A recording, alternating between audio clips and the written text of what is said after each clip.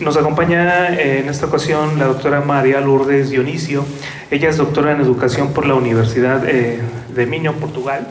Desarrolla docencia e investigación en el Departamento de Estudios Integrados de Literacidad Didáctica del Instituto de Educación de aquella universidad. Directora del Grupo de Investigación del Centro de Investigación en Educación, Literacidad, Prácticas y Discursos en Contextos Educativos. Posee una amplia trayectoria investigadora y de producción científico-técnica relacionada con la enseñanza y el aprendizaje de la lectura y literacidad, así como en la gestión de programas del mismo campo. Es autora de materiales científicos y docentes, conferenciante a nivel nacional e internacional, colaboradora en distintos proyectos europeos de desarrollo y formación de profesores del campo de la literacidad.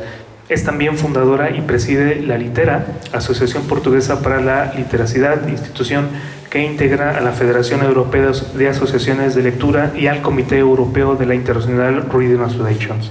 Lleva adelante en colaboración con distintas instituciones del ámbito iberoamericano, diferentes proyectos, programas y eventos académicos. La doctora nos trae una conferencia titulada Historia de la literacidad, la lectura y la escritura en la vida de adultos poco escolarizados. Recibamos con un aplauso. Adelante, doctora.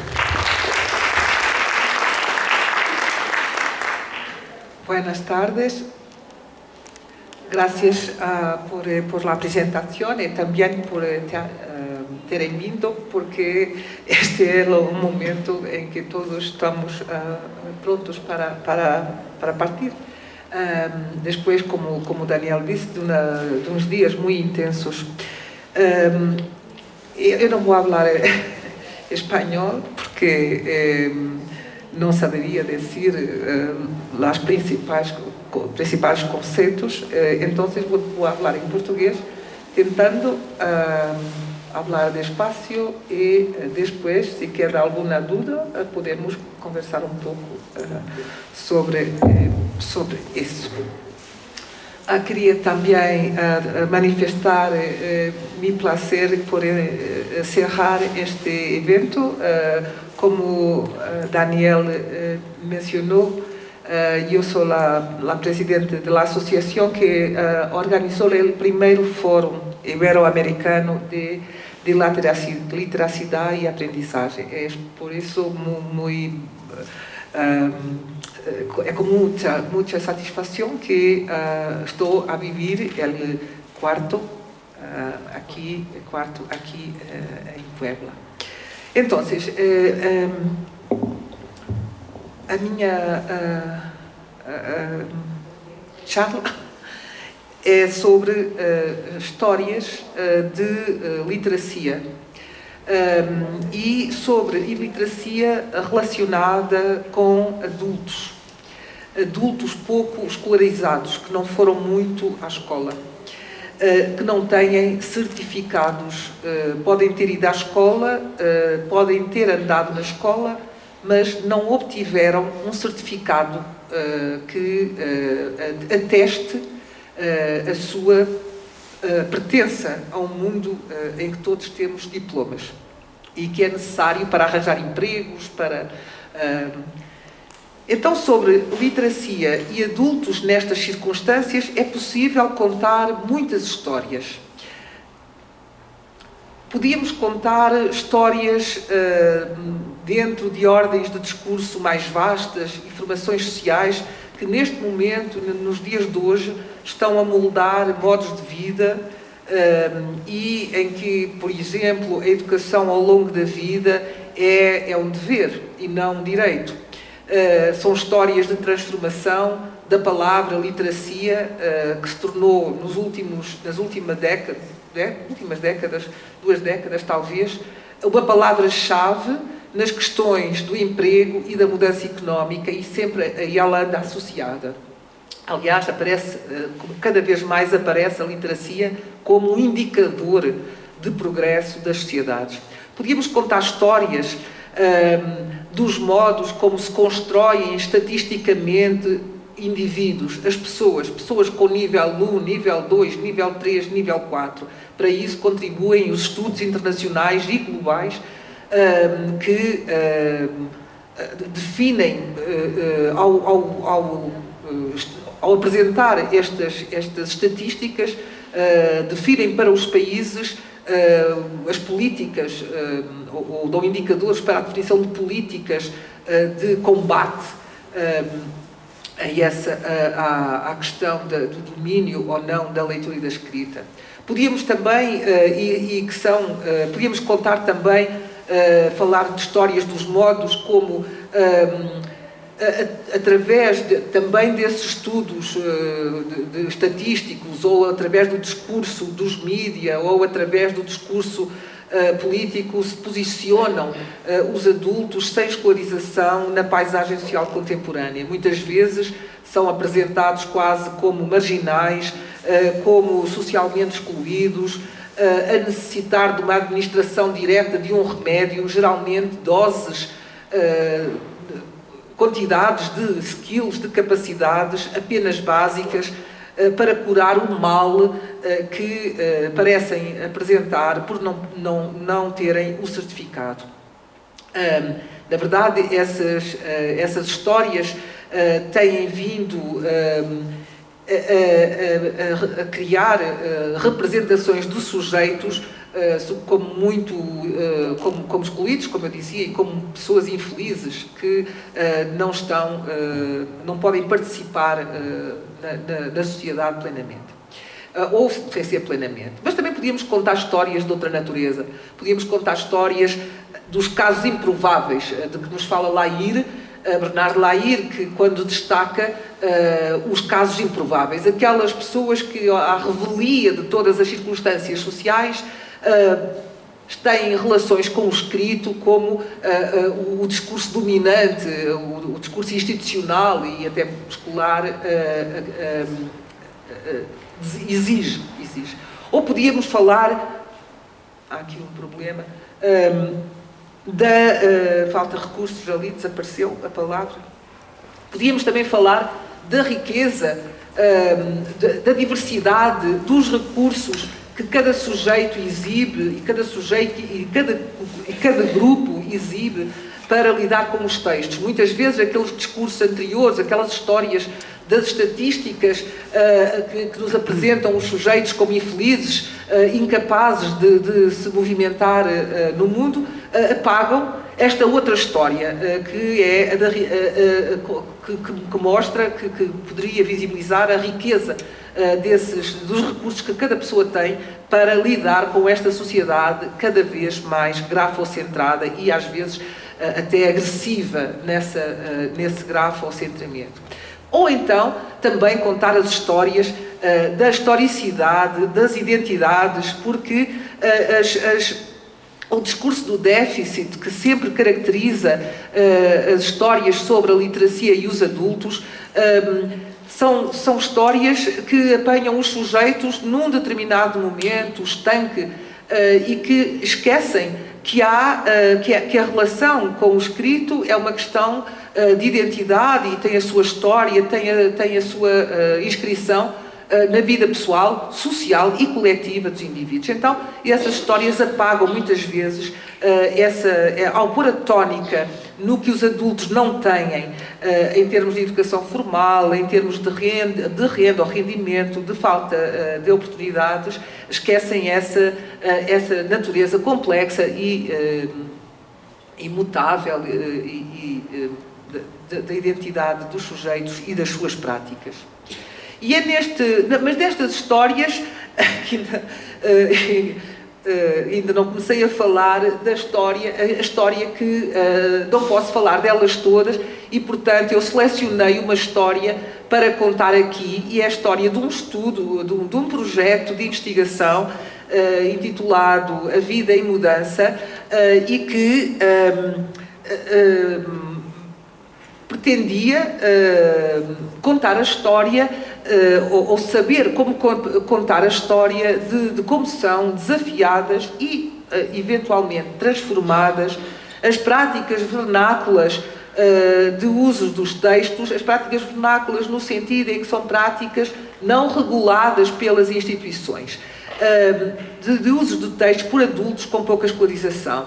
Queríamos saber ter dados para contar a história de como se dá e como se manifesta a apropriação dos traços identitários daquilo que podemos chamar os insiders, aqueles que fazem parte do clube das comunidades letradas. Neste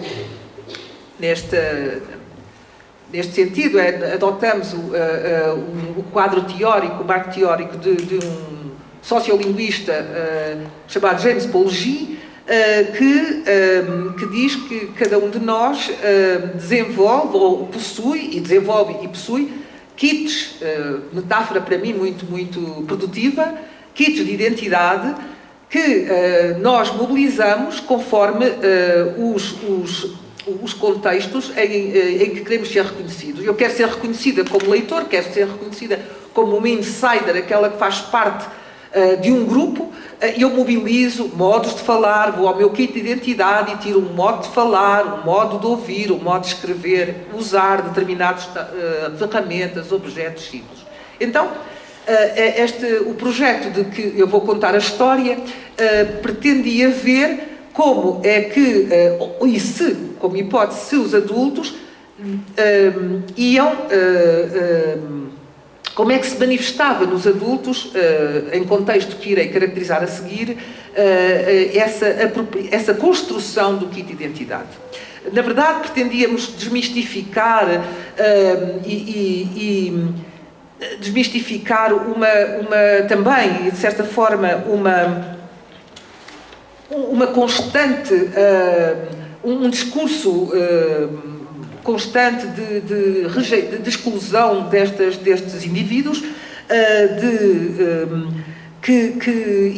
também do pouco espaço que estes discursos mais institucionais dão para leituras alternativas do que pode ser a educação de adultos, do que pode ser as versões, outras versões da literacia com adultos ou não. Na verdade, as versões correntes, queríamos também a equipa, porque eu estou a dar conta de falar de uma história que é de uma equipa, a versão corrente é sempre uma versão que simplifica, que reproduz versões ligeiras do que é complexo e do que é contraditório nas vidas dos adultos. Também omite o que são realidades como, e sobretudo muito relacionadas com esta da literacia, as questões do emprego. Então, quais são as razões para esta vontade de contar esta história? É um contexto nacional, que eu vou passar rapidamente, em que a população portuguesa tem, em 2010, segundo este quadro, níveis de escolarização formal muito baixos, ou como se pode ver aqui, também entre 2001 e 2012, a evolução da aquisição de um grau de educação formal. É, portanto, neste contexto que nos diz que em 2009 a população portuguesa com frequência da educação secundária era de 14% para o intervalo 55-64 anos, que os níveis de participação do grupo 15 a 9 cresceram em 95 e até subiram acima da média, de como está a nossa cobertura de educação pré-escolar, mas particularmente interessados os mais velhos. É neste contexto que também vão desenvolvendo e lançando em Portugal algumas medidas, alguns programas de educação de adultos.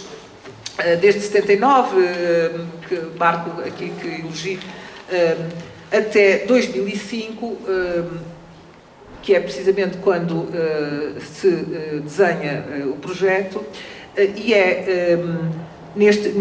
naquele quadro de discurso de déficit de certificação que assistimos em Portugal em 2005 à criação de uma iniciativa intitulada Iniciativa Novas Oportunidades. esta iniciativa concretiza-se em vários programas, mas um deles era um processo de reconhecimento, validação e certificação de competências, correntemente entre nós intitulado RVCC. Este processo tinha como objetivos qualificar escolar e profissionalmente indivíduos e reconhecendo e fazendo equivalências, podemos dizer assim, e tornando equivalente as experiências prévias, as competências que os sujeitos tinham adquirido antes nos seus contextos de vida e a um certificado, que poderia ser 6º ano de escolaridade, 9º ano, 12º ano de escolaridade. Esta medida foi, de facto, uma das mais ambiciosas que teve o maior programa de qualificação escolar e operacional de adultos em Portugal. Concretiza ideias dominantes na altura, nos debates e nas políticas de educação de adultos, que era a educação e formação ao longo da vida, o reconhecimento e avaliação das competências, e conferindo às aprendizagens realizadas legitimidade. É neste contexto do RVCC que nós iniciámos a pesquisa para contar a história, porque este contexto é, por nós entendido, como um contexto de literacia. Aquele processo de certificação para que os adultos pudessem ver reconhecidas as suas aprendizagens e competências. Eles tinham que partir e narrar a sua experiência de vida e produzir à volta dessa experiência uma reflexão. Era um portfólio, contar a sua história de vida, tinham que escrever a história de vida, ilustrar e realizando tarefas, ao fazer isso, realizando tarefas naquilo que era chamadas áreas de competência-chave, nomeadamente a linguagem e a comunicação. Então, este contexto da RVCC podemos dizer que a literacia, as práticas de leitura escrita, assumem um duplo estatuto. Por um lado, elas são um meio da visibilização das competências e também das aprendizagens, e por outro lado, elas acabam por ser um fim. Porque os formadores, os avaliadores, os que iam reconhecer, iam, nesse processo, também ter em consideração as competências, o domínio de leitura e escrita que os sujeitos exibiam neste processo e, em função disso, se não reconheciam como sendo equivalente ao que estava definido no quadro, tinham que fazer um processo de formação. É curioso verificar que o processo é o processo que reconhece as experiências de vida dos sujeitos e que lhes dá valor, mas depois vamos encontrar aqui algumas tensões e contradições na forma de operacionalizar isso, porque as orientações normativas que eram de reconhecimento de papel do sujeito, de centrado no sujeito, e o que vamos encontrar são práticas nos centros de formação onde os processos estavam a decorrer,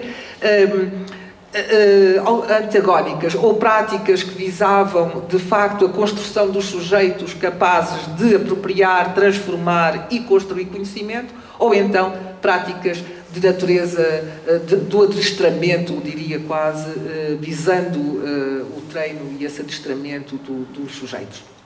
Então, podemos dizer que este processo de certificação, que é um contexto de literacia a dois tempos, nele também há um confronto de literacias.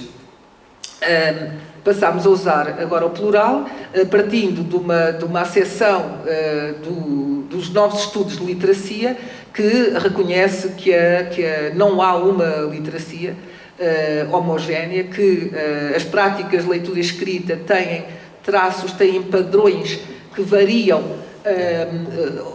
conforme os contextos em que têm lugar e, portanto, haverá diferentes literacias conforme os vários domínios de vida como diria, enfim, os nossos companheiros brasileiros, esferas do Bakhtin, conforme as diferentes esferas em que os sujeitos interagem. Nessas diferentes esferas, ou cada uma dessas diferentes esferas, atrela a si linguagens, formas de falar, dizer, escrever, ler, textos próprios. Portanto, dizemos que são especializados daquele domínio. Aquilo que acontece na vida familiar não tem as mesmas características, até sintáticas, daquilo que acontece noutro contexto. Então, neste processo de RBCC, há esse confronto de interação e, por um lado, valorização dos usos informais e vernaculares da língua, porque eles são as experiências que eles têm, e, ao mesmo tempo, a querer dar-lhes equivalência aos usos e trazê-los para os usos formais e institucionais. Nesta perspectiva, que adotamos, o ser letrado então, num contexto é uma coisa e noutro contexto será outra coisa. E é por isso, exibir, podemos dizer, um bilhete de identidade que inclui traços pessoais, não apenas relativos a habilidades, como diz James Polgy, mas também às formas de comportar, dar valor, acreditar sobre aquilo que é dito e pode ser dito e feito. Então, aquilo que nós vamos ver no RBCC e volta atrás, é esse confronto, até que ponto as linguagens vernáculas, como dizia já como dizíamos já numa slide anterior, o nosso objetivo era compreender como é que são desafiadas e transformadas as práticas vernáculas aproximando-as das práticas institucionais. Pretendíamos reconstituir trajetórias de literacia, portanto, reconhecendo a historicidade e individualidade e não apanhar os sujeitos em testes pontuais. Então, era reconstituir trajetórias, recuperando as suas histórias de vida, reunir evidências sobre o lugar que ocupam na vida desses adultos que frequentavam os centros para ver certificadas as suas competências, que lugar é que ocupam nas suas vidas, ou ocupavam e ocupam nas suas vidas a leitura e a escrita, e de que modo é que nós queríamos testar uma hipótese também de que a frequência daquele espaço formador e educacional tinha um poder transformador.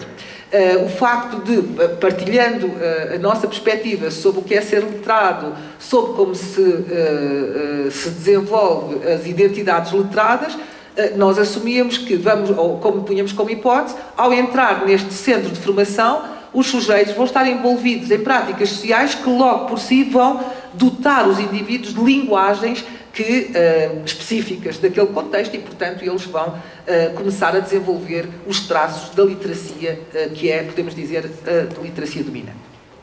Na verdade, queríamos contribuir para a desconstrução do entendimento da leitura e da escrita como meramente técnica ou capacidade mensurável em níveis, apresentando-as, como já dissemos, como atividades sociais variáveis e complexas. Queríamos captar uma história que não aligeirasse aquilo que já disse, a complexidade da vida dos indivíduos. Os sujeitos do estudo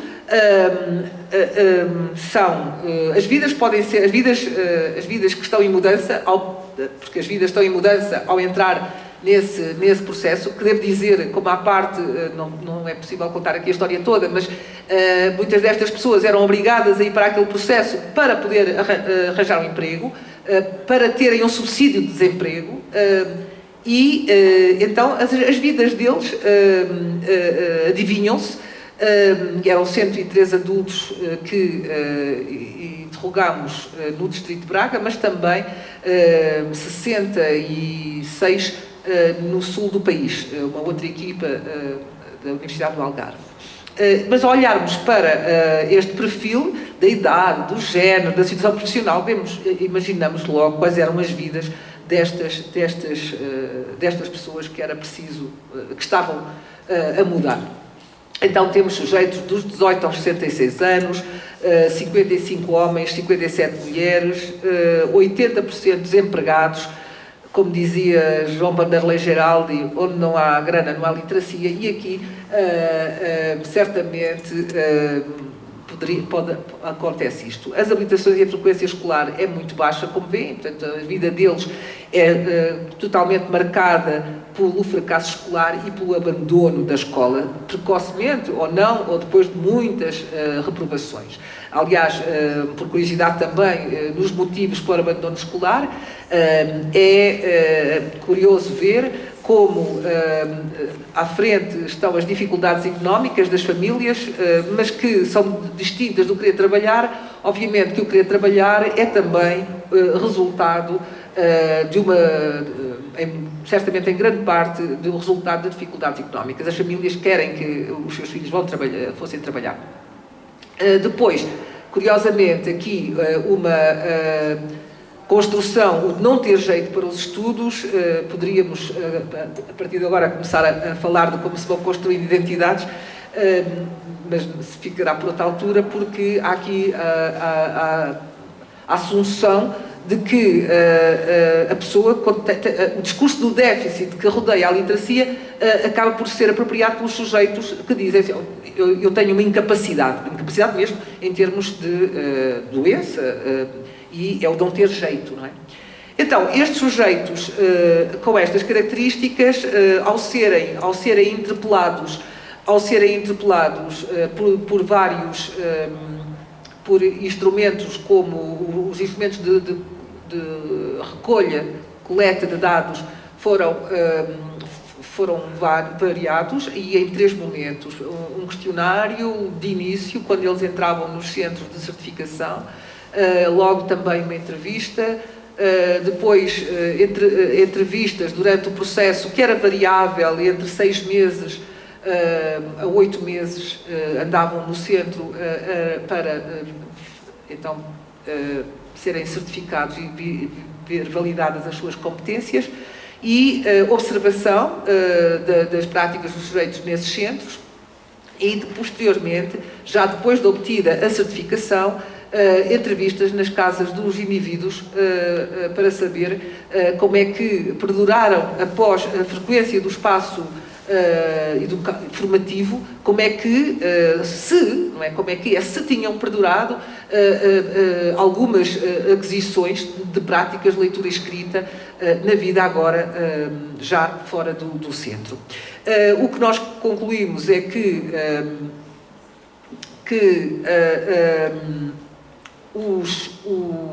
os textos que eles liam nas suas vidas eram variados. Nós podemos concluir que os mundos pessoais de literacia são muito diversos. Aquela ideia de que, aliás, muito reproduzida também por eles, não liam nada, que não leem nada, que não sabem, que não escrevem nada, é contrariada pelo que reportam de uma riqueza grande de práticas de leitura generalizada, que, por oposição à escrita, que é muito menor. Muitas vezes, naturalmente, é uma leitura, sobretudo para comunicação e para fins pragmáticos e de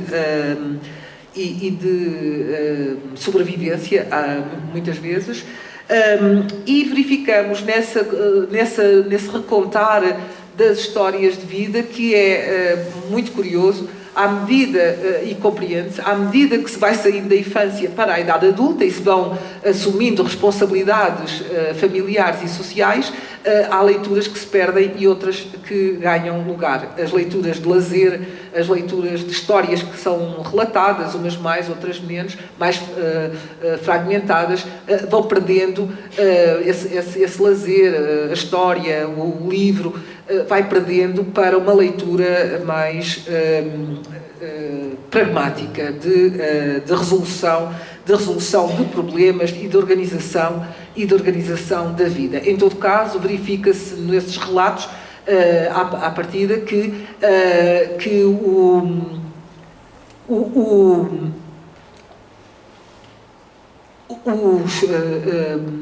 as várias esferas, privada, profissional, social, escolar, estão sempre presentes, com um lugar muito curioso nos mais velhos para, por exemplo, a Igreja, que tem um papel também grande nas práticas de leitura, que não são reconhecidas por eles, não são muitas vezes reconhecidas pelos sujeitos como práticas de leitura.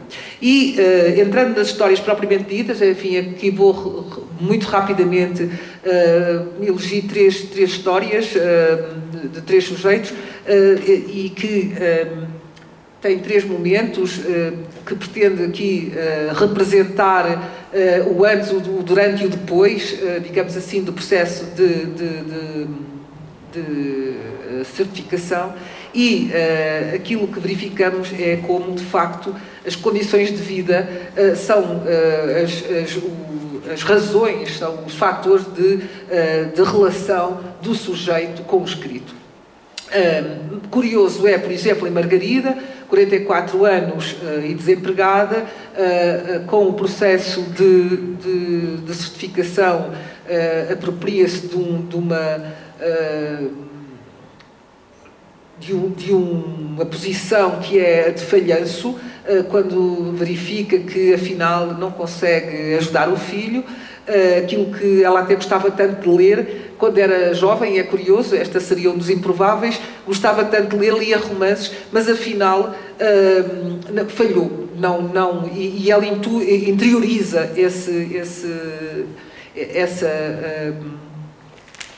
essa culpa. Em todo caso, diz ela depois que, para que é que lhe serviu o processo, o que é que lhe aconteceu, passou a estar mais atenta à realidade, e é interessante isso, ler notícias, porque precisa, está atenta, dadas as necessidades do mercado também de trabalho, lê as ofertas de formação, passa também a fazer pequenas pesquisas na internet e a ler livros de literatura. Esta é uma nota que iremos comentar. E há alguma variação, sobretudo a nível de valores, que depois sintetizarei. Temos a história de Albano, 38 anos, também desempregado, que não gostava nada da disciplina de língua, ele não era muito de estudar, não tinha tempo. Não lia nem escrevia nada de especial fora da escola, portanto lia e escrevia para a escola, mas fora da escola não. Depois de abandonar a escola, lia faturas, recibos, claro, era aquilo que estava envolvido no seu trabalho. E nós começamos a ver, de facto, que as práticas das pessoas têm a ver com as práticas sociais, onde elas estão envolvidas. Continua a ler faturas e recibos, tem de ser, faz cálculos, lê o jornal diariamente. É curioso porque aparece aqui, há um indício de um novo objeto. Prefere ser ele próprio a tratar da correspondência, considera que a leitura de documentos não é tão legítima como a leitura de livros e só quem insiste nos livros consegue ler e escrever sem dificuldades. É curioso que ele tome esta decisão, não há aqui notícia de que ele leia livros, mas ele distancia, portanto, ele ainda não se reconhece como um leitor legítimo porque não lê livros. Depois de obter o nível B3, entretanto a formação concluíra e ele obteve a certificação, conseguiu arranjar emprego numa empresa de construção civil no Luxemburgo. E agora, este caso é um caso curioso porque nós falávamos de leitura, perguntávamos para continuar a ler, e este caso deixa de ler e passa a escrever. Escreve com frequência e-mails. Aquilo que era uma prática que não escrevia nada especial, agora escreve e sente-se mais confiante na escrita de textos longos, coisa que não estava familiarizado. Finalmente, a história de Júlio, 58 anos, desempregado, que era um perito quando era criança e jovem em banda desenhada, quadrinhos para em espanhol, não sei. E dizia ele que lia essas coleções, devorava, lia livros também, mas não consegue identificar nenhum. Era de cowboyada, de cowboys.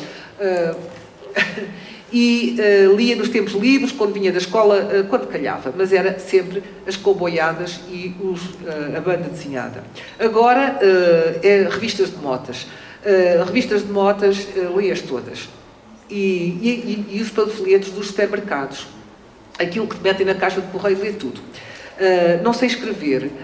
mas leio muito bem. Ele considera que lê muito bem.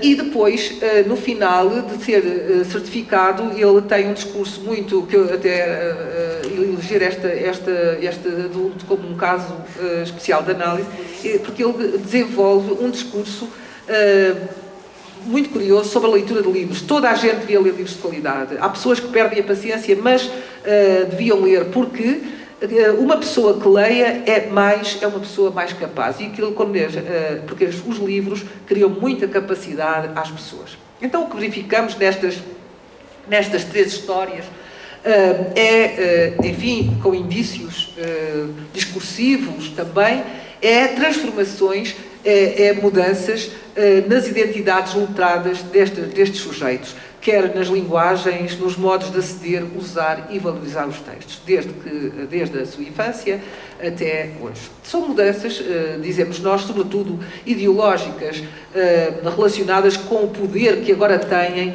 sobre as coisas e que inclui muito atitudes, crenças e comportamentos. Por outro lado, é de valorizar e valorizarmos a questão do reconhecimento que estas pessoas têm das mudanças. Eles sabem que mudaram naquelas atitudes, crenças e comportamentos. Mas também, e se calhar esta é um dado que legitima e que reforça a importância destas formações, estes sujeitos terem também compreendido, se calhar é aqui o empowerment de Paulo Freire, é reconhecer os limites e as limitações dessas transformações. Eles sabem que, um diz, eu mudei, mas não é o escrito que me muda a vida. E o outro, que é o Júlio, não vai influenciar nada a minha vida. Eu já estou arrumado. Tenho 58 anos, já estou arrumado. Então, eles participam no jogo, vão desenvolvendo, vão se transformando, mas já sabem que isso não vai mudar as suas vidas. E que que é um mito, na verdade reproduz o mito de que Harvey Graf já nos falava. O que verificamos, e já estamos, penso que já estamos quase a terminar, o que verificamos nestes indivíduos é um processo curioso de conflitos entre as suas identidades letradas anteriores e aquilo que vai acontecendo no processo. E ao mesmo tempo ajustamentos. É um conflito entre o que sou eu, não sei nada, não ajudo o meu filho, não sei ler, não sei escrever, pedem desculpa porque dão erros, eles não leem calhamaços, portanto não são leitores. E aquilo que deveriam ser, e que a instituição quer que eles sejam. Arranjam desculpas, aquela que toda a gente arranja, que não leio, eu gostava muito de ler, mas não tenho tempo. Então verificamos o questionamento, é curioso ver como eles começam a questionar as suas próprias práticas e vão discursivamente ajustando àquilo que a instituição, e que eles sabem, obviamente, que a instituição quer ouvir também, porque querem obter o certificado, naturalmente. Cassani, Aliagas, Castla e Cassani dizem-nos que, para explicar estes ajustamentos, que as práticas letradas dominantes, aquelas que são dominantes no sentido não de frequência, mas dominantes porque são de instituição, são as que têm poder, de cada comunidade cultural, controlam as representações sociais sobre o que se deve ler, como e porquê. E as crenças e valores que forjamos sobre a leitura são marcadas por essas representações. Então, o que parece óbvio é que os adultos deste estudo vivem essa situação de conflito entre o que acham que são como sujeitos de literacia e aquilo que representam como devendo ser, para serem autorizados, para as suas biografias serem autorizadas. Aliás, essa autorização institucional é para eles vital. Para percebermos como se produzem estes ajustamentos, houve um momento em que fizemos um recorte da amostra e elegemos 58 sujeitos e portanto é um pouco quantitativo para perceber qual era na vida destes sujeitos o lugar da leitura dominante. E aqui entendemos a leitura dominante como essa institucional, valorizada pela escola sobretudo, e que é a leitura de livros. Não foi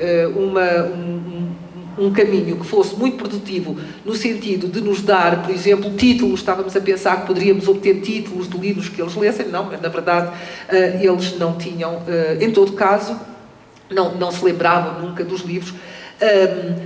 22% dos adultos não conseguem nomear o que leram sequer em 2 dias da semana, na semana imediatamente anterior ao preenchimento do questionário, porque eles não reconhecem que aquilo que leem é leitura. Não têm, dizem eles, nós não temos hábito de ler, eu não leio nada. Para mim, ler são aquelas pessoas que leem livros tipo calhamaços, eu não li livros tipo calhamaço. Então, encontrar-se-á a razão aqui para que, quando se trata de nomear o que efetivamente leram, não são capazes e não conseguimos perceber quais são os géneros textuais porque apesar de começarem a nomear em alguns casos que na formação iam vendo e lhes iam sendo aconselhados. Neste pequeno estudo, para perceber o lugar da leitura dominante, mesmo assim não conseguindo, ou não tendo hábito, como eles diziam, ou não conseguindo nomear nenhum livro, é curioso que 37 dos adultos afirmaram ler livros às vezes e muitas vezes. E que quando eles dizem que não têm hábito, obviamente que é relativo à leitura literária, mas depois, ou à leitura de livros, mas depois eles acabam por dizer, no seu discurso está esta afirmação de que afinal leem. E que até ler é um ato que gostam de fazer e adoram fazer em qualquer circunstância. Temos um número bastante elevado de sujeitos que dizem, sim, ler gostamos de fazer. Hoje, mas é curioso porque é a mudança do processo. Hoje gosto muito de ler, hoje. Mas até aí fui servir, fui trabalhar para uma casa, fui ser doméstica com 11 anos, era desta pessoa, sabe que a gente ia servir, quando eu fui servir com 11 anos não podia ler. E portanto ela diz, ok, hoje na formação eu gosto de ler. O outro diz, eu adoro estar no meio dos livros, eu adoro isso. É com livros e motos, é o mesmo Júlio, acho que são as minhas 2 paixões. Até diz que gostava de ter uma loja de livros. Mas o que é certo é que apenas, apesar de, enfim, estes de representarem os 64%, 33% deles, apenas 36% ocupam os tempos livres com essa atividade. Na verdade, parece haver aqui uma construção social, o tal ajustamento de que falava Aliagas, Castelá e Cassani, de que eles têm uma representação assim, quem anda na escola como eles andavam. Até há um que diz, eu pensava que ia aprender mais, que ia andar em carteiras como na escola, e quem anda na escola gosta e tem de gostar de ler, e portanto quem é certificado tem de valorizar a leitura. O que temos à nossa frente são, e portanto os ajustamentos são natureza variável. Mas o que temos são estratégias. Podemos perguntar, será que estas afirmações, gosto muito de ler, leio livros, leio muito, leio pouco, são estratégias de simulação de imagens de leitor neste processo de redefinição das suas identidades letradas? E eu aqui convocaria um conceito curioso também de James Paul Gee, quando fala nessa transformação do sujeito letrado, que nunca é uma transformação total, mas é apenas, quando nós passamos de uma comunidade para outra, é apenas um vestir, uma roupagem que é depois interiorizada, que nós apropriamos, mas ainda assim é sempre uma simulação. Curiosamente, para nós simularmos alguma coisa, temos que saber muita coisa sobre isso, sobre o que estamos a simular. Então, serão fórmulas, aquilo que nos vão dizendo, serão fórmulas de mitigação que visam mudar as percepções dos outros, neste caso, os certificadores, sobre as suas identidades. Para concluir, algumas observações, enfim, de síntese, sobre o que verificamos nestas histórias que ainda estão a ser também lidas e sistematizadas.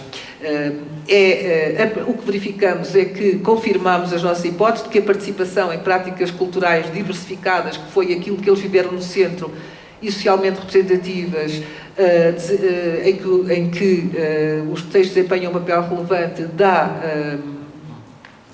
muda as pessoas, que há familiarização com linguagens sociais específicas, a linguagem da escola também é apropriada e que os sujeitos acedem, através destes processos, a recursos discursivos que são especializadores das práticas, como, por exemplo, pedir emprego, fazer um portfólio, escrever um poema, ler em voz alta ou ler em público, usar ferramentas informáticas. Então, é porque nestes contextos estas práticas aconteciam que eles puderam desenvolver. Para nós, perguntamos-nos sempre, mas para que é que isto serve? Qual é a relevância deste conhecimento? Tivemos que dizer ao painel de avaliadores do projeto que nos deu o dinheiro para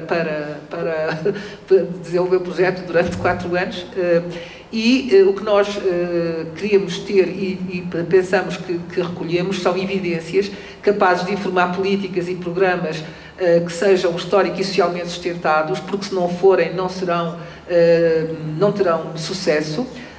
Temos evidências que desafiam discursos e práticas redutoras, casuísticas e contraditórias, tanto sobre a educação de adultos como sobre a literacia. E, como vimos, os sujeitos têm vidas de leitura muito complexas e também temos evidências que podem informar o desenho de processos formativos verdadeiramente inclusivos, que considerem os processos individuais e sociais de relação com o escrito, a sua historicidade e a sua construção sobre relações de poder, que é o que finalmente se trata quando falamos de literacia. Algumas das referências que foram feitas ao longo do texto e graças.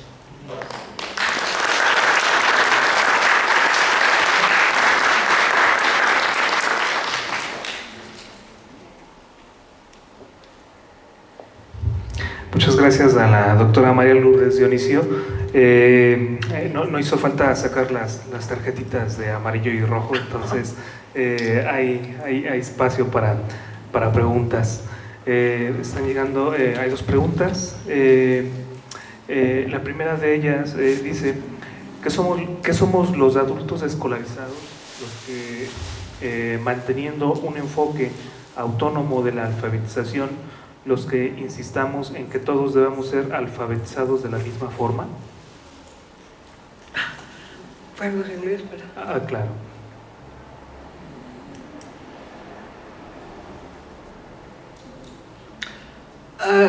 Eu creio que entendo. Creio que sim. Quando eu falava de discursos contraditórios, é isso. Nós defendemos perspectivas de los modelos ideológicos e depois as nossas práticas, que eu creio que é isso que está aqui, o enfoque autónomo, as capacidades,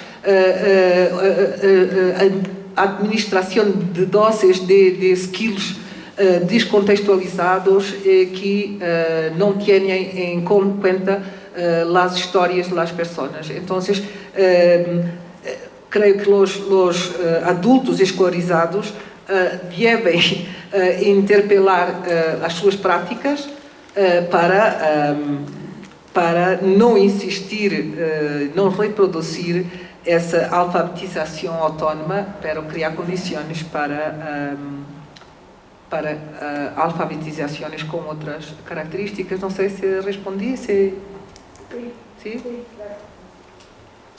Okay. Otra pregunta más dice, ¿cómo se definen los procesos de aprendizaje de los adultos en este contexto?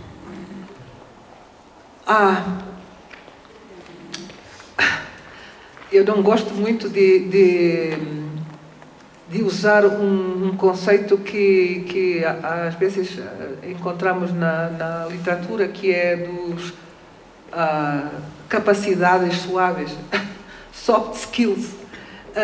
que dizem que as pessoas não aprendem conteúdos substantivos, saberes, pero estas capacidades de autonomia, autoconfiança. Então, é muito difícil apanhar, conseguir ver quais são o que aprendem. Exatamente. Pero é por isso que depois, quando estivemos com os adultos depois da certificação, o que queríamos ver era indícios das aprendizagens, bilhetes, notas que escreviam para os filhos. Então aprenderam a escrever, a saber que que há erros de ortografia e que devem estar atentos, a saber coisas, estar mais atentos. Aprenderam muitos conteúdos. Certamente nunca conseguimos identificar quais são os conteúdos. É a diferença também com a escola e que é se calhar é um enfoque muito grande em querer saber quais são as aprendizagens que os ninhos fizeram e depois não conseguimos captá-las e houve aprendizagens. Então, para continuar a falar da autora que esteve aqui muito presente, James Polgy, ele diz que nunca conseguiremos fazer. Se quero ser um biólogo na escola, ensinar um biólogo, ele tem que fazer coisas como um biólogo e tem que conviver com um biólogo. Não é agarrar uma dose de conteúdo e agora vai ser um biólogo. Una pregunta más que tiene que ver con la investigación que realizó la doctora. Preguntan que si se logró convencer a un adulto para leer.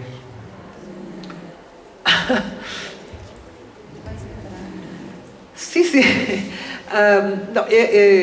Ler é um ato transitivo, é sempre ler alguma coisa. Então, começou com eles necessitavam ler, por exemplo, as competências que tinham que demonstrar para ser certificados. Então, o processo, nós não tivemos nenhuma intervenção na formação dos sujeitos, não pedimos para ler coisas, nós estávamos apenas a observar e a perguntar. O centro de formação é que dizia aos sujeitos que deviam ler isto e aquilo outro, incluso livros, porque havia partilhada uma representação por os formadores, que eles depois também desenvolveram, que era necessário para eles serem reconhecidos ler livros. E então indicavam livros, às vezes livros muito infantis que os formadores identificavam. E diziam, deve ler esta história que é bonita, e eles tinham necessidade de adquirir a certificação, e liam, e depois faziam um resumo. Então logrou-se, porque era o contexto, podemos dizer, o que caracteriza este contexto de certificação? Leitura e escrita. Então, ali não era a ser outras coisas, era ler e escrever. Não sei. De la misma forma, preguntan...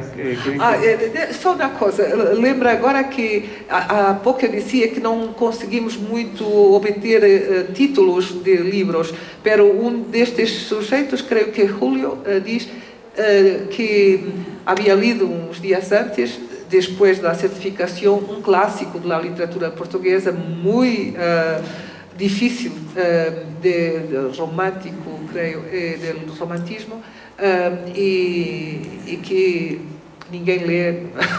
Agora ele diz que leu esse livro, que é um livro grande.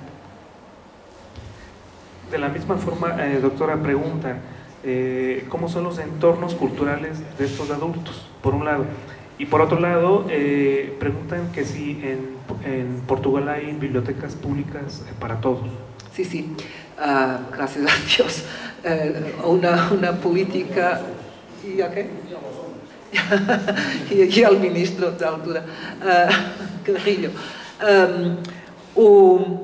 Desde 2005, a rede pública é uma das mais bem-sucedidas de Europa, posso dizer. E todas as cidades e pequenas cidades têm uma biblioteca pública com todos os requisitos de las bibliotecas como elas devem ser.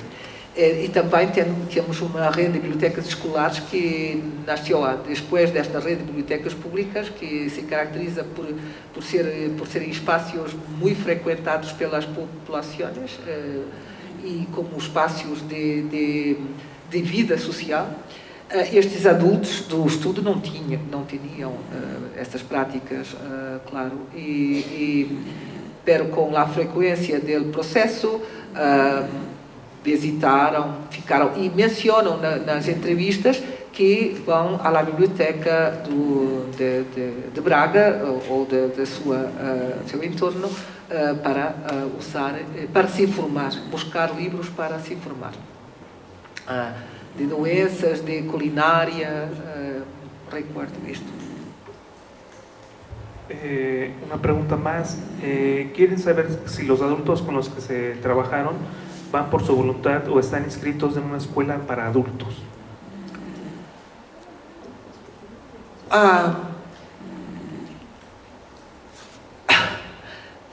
Não tenho a resposta a essa pergunta. Creio que há alguns casos que mais jovens, porque temos aqui pessoas com 60 e muitos anos, 50, o Júlio com 58 diz, estou arrumado, para mim acabou, nada mais vou ter, fiquei sem emprego e não vou conseguir emprego agora nunca mais. É muito dramático. Pero com os mais jovens, eu não trouxe aqui as histórias dos mais jovens, há evidências de ingresso noutros cursos, sem ser com a nossa amostra.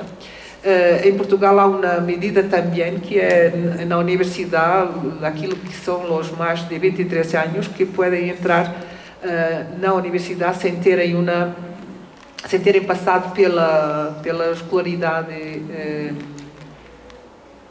formal. Têm que fazer um acesso para um exame para saber se podem entrar na universidade. E há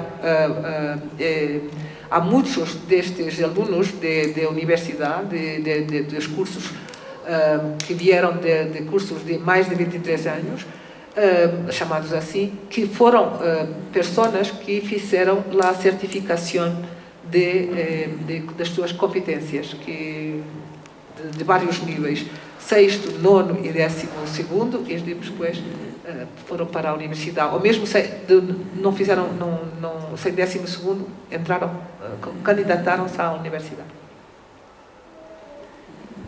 Tenemos tiempo todavía para esta última pregunta.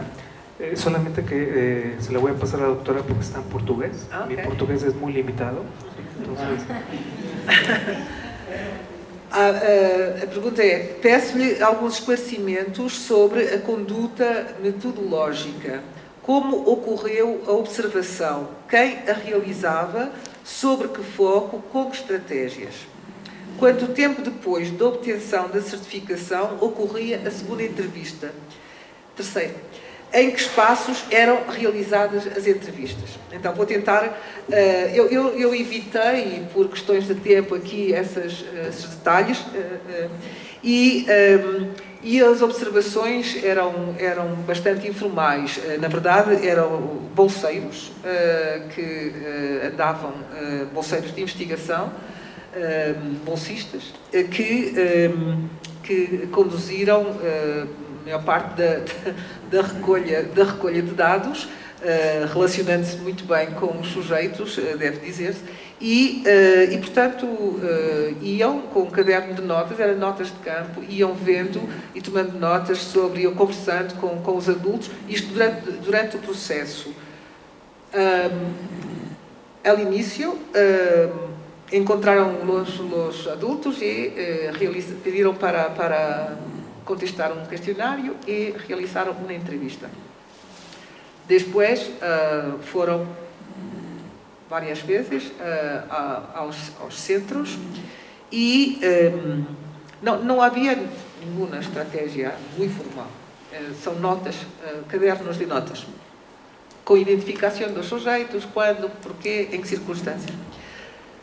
Quanto tempo depois da certificação teve lugar a terceira entrevista? Porque durante o processo houve um mais formal, para saber que estão a aprender, como está a ver este processo, está a aprender alguma coisa, o que aprendeu, o que gostava de aprender. Então, a terceira ha sido após 6 meses.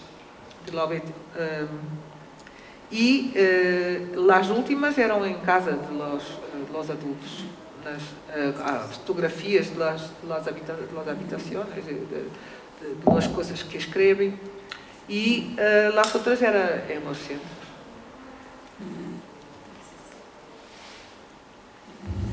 Pues muchas gracias a la doctora María de Lourdes Dionisio. Le damos un aplauso y